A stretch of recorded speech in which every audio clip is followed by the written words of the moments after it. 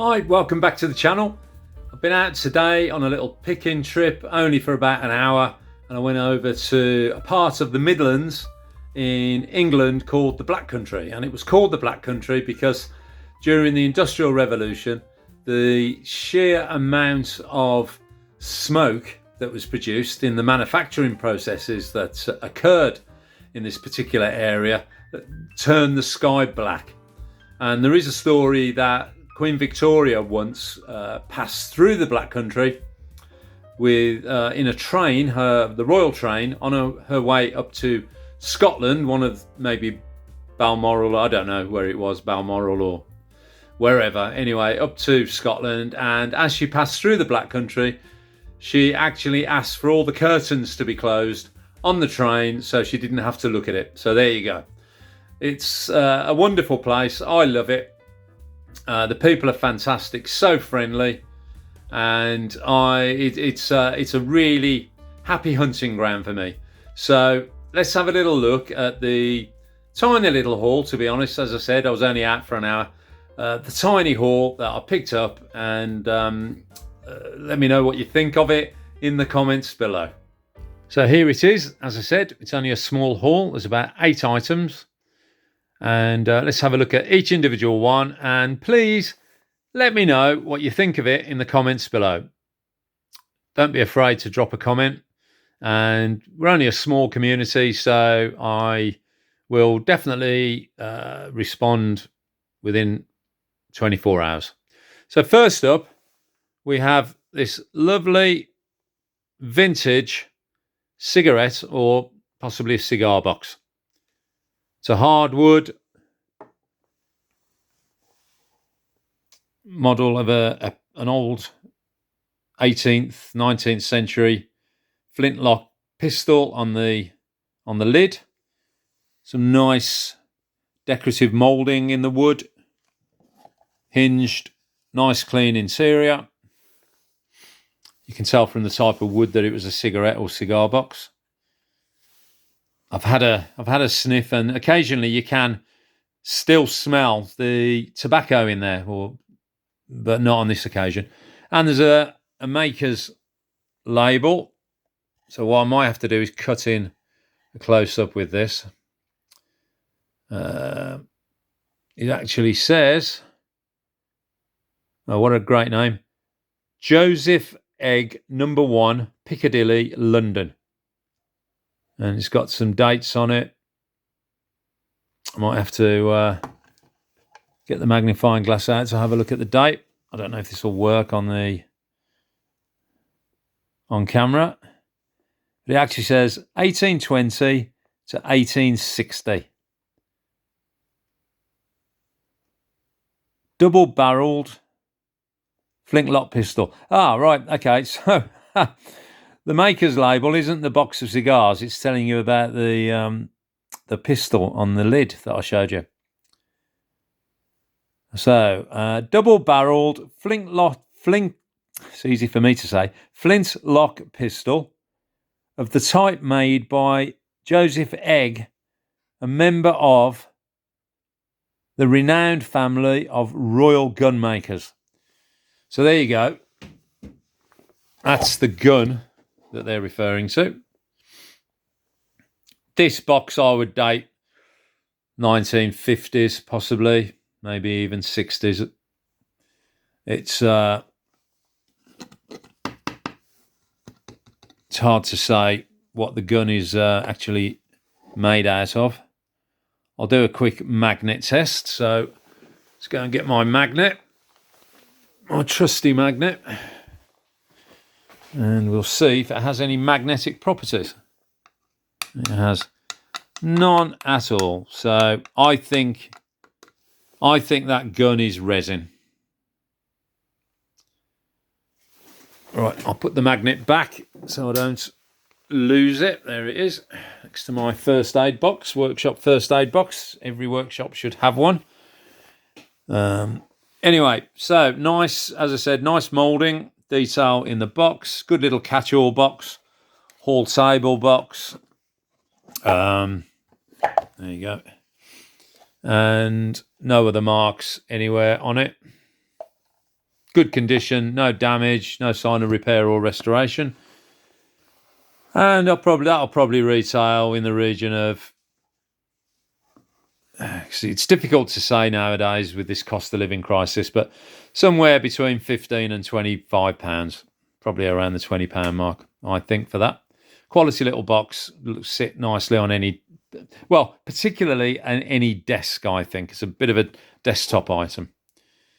Good for your bits and pieces. So that's the cigarette box. Next up is this little item. You think, well, what's so special about that? Well, there's nothing really special about it, but it is Danish, mid-century. And again, it does have a mark on the base, which I'll try and have a look at with the magnifying glass. Stainless steel, Denmark. Yep, so that confirms Scandinavian. Denmark, nice little typical mid-century shape. Stainless steel, and it's obviously a candle holder of some description. Nice little piece, classic of its style, and I'll be asking in the region of £20 for that. Good condition. No real dents or huge scratches in it. Bit of a patina that's typical of stainless steel functional candle holder of this age. So I think that will list well and sell quickly. Next up, we have, this is one of my favourites, I think, on the little haul. It's a little bronze owl. I think this is going to be a keeper. And I am going to put this on the shelf above my computer. So every time I make a business decision, I will have a look at the wise old owl and say, Mark, is this the right business decision to make? And he will look back at me, hoot, and give me the answer. So I think this is going to be a keeper, and it's going to end up in my office. So next film I do, you may well see him in the background. Ollie, I think I'll call him, for obvious reasons, and not being that creative a person. Yeah, Ollie the owl. Could hopefully be a little lucky mascot for me. Next up, we have a pair, a large and a small, hand-carved, probably Indo-Persian, Middle Eastern, pair of carved ducks. I will sell these individually. A little bit of painted decoration on the beak and the eye. Nicely carved. No maker's mark anywhere, always check. Definitely got some age. Look at the patina. Again, I always mention this, but patina is caused by the action of oxygen on the surface of the material that the item is made out of. In this case, it's a hardwood. I'm saying it's a tropical hardwood, but not too sure what the wood is. Bearing in mind they come from probably the Middle East or India. So they will sell for probably around £15 for the small one and around 20 to 25 for the larger one. So nice profit there. This isn't for sale, so I didn't give a price on that. And the stainless steel Danish candlestick, I think, as I said, I mentioned, will be around the £20 mark. Right. Now we have a lovely pair of antique wooden candlesticks. Matching pair. At first I thought they might have had the brass inserts. But that's just it's just the wood. Now, what age are they? They're definitely antique. They have the original cork base as opposed to felt, which helps date them. Beautiful style to them, I think. Lovely patina. That can't be faked, in my opinion. I'm sure there's somebody out there that will say, yeah, I made them last week, but hopefully not. But if you look at the patina around the rim of that candlestick. That is just 100+ years of wear through constant use. Wax dripping on it, being polished. That's probably a better shot. But I think they're incredibly stylish. They would look fantastic in any setting. And I'm going to list these, see how I get on, at around £45. And I'm sure I'll be taking an offer around the 35. So there's a little hint for viewers and subscribers. When you see them listed, you know what I'll take, and you can make an offer accordingly. I think they're absolutely beautiful. At first, I thought they might be Georgian, Regency period, early part of the 19th century. Not so sure. They might be a revival style, but they're certainly antique, and I love them. Absolutely fantastic.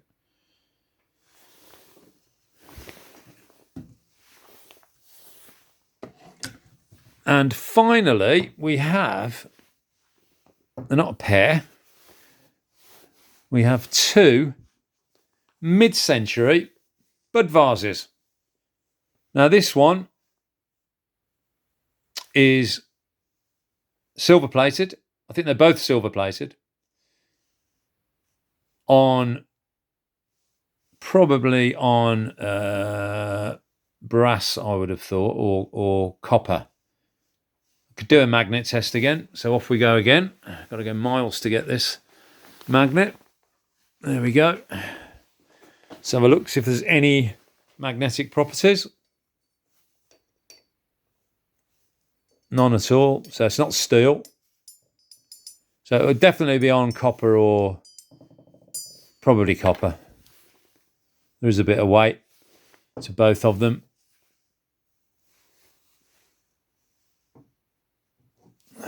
But either way, they're both silver plated, and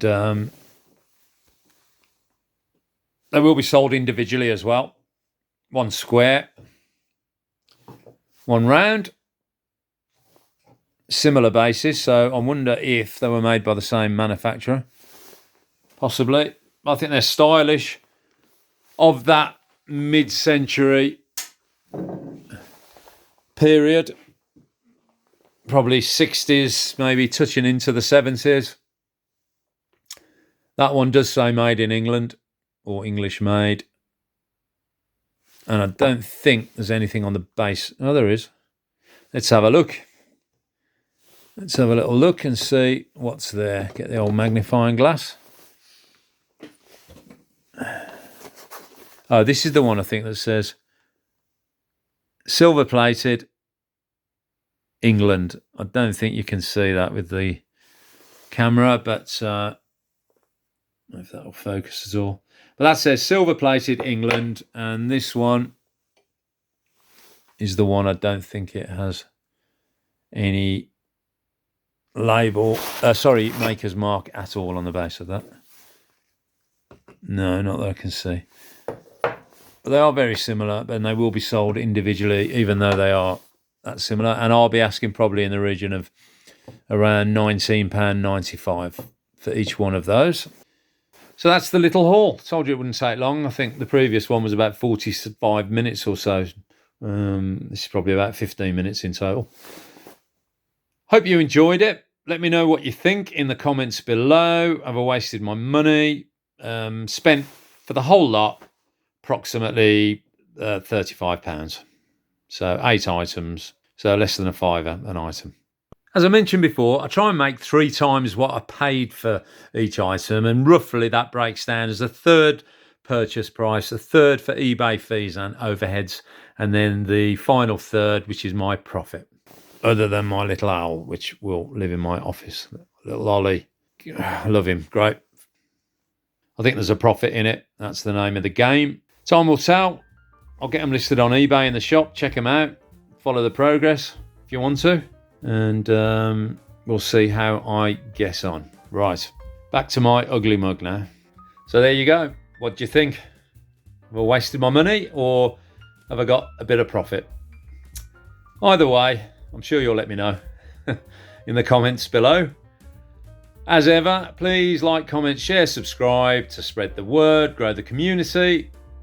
We're at about 425 subscribers now, so it's creeping up. It's all about the community. It's all about you, the viewers, and spreading the word about antiques, vintage, and collectibles. So please play your part. It's the way I know that you're enjoying the channel. And if you're a new subscriber, let me know where in the world you're from, and I'll add you to our digital subscriber list, which you should see scrolling along the screen in front of you. So as ever, take care, stay safe, and I'll see you next time.